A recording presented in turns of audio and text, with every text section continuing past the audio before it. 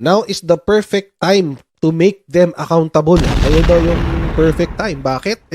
Sobrang hina kasi. Sobrang hina na kasi ng mga Duterte. Diba? Siyempre kapag nasa kapangyarihan ka, untouchable ka pa nun. Let's be practical. Tsaka siyempre presidente ka nun, hindi ka pwedeng kasuhan.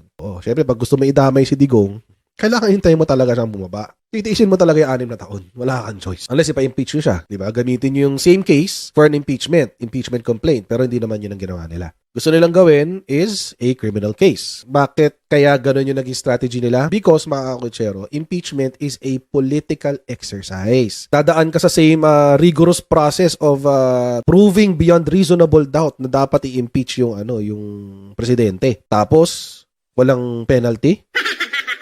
Tanggal lang. Kasi political exercise lang naman eh. So, nag-intay sila. Baka yun ang gusto nilang strategy. Bahala sila.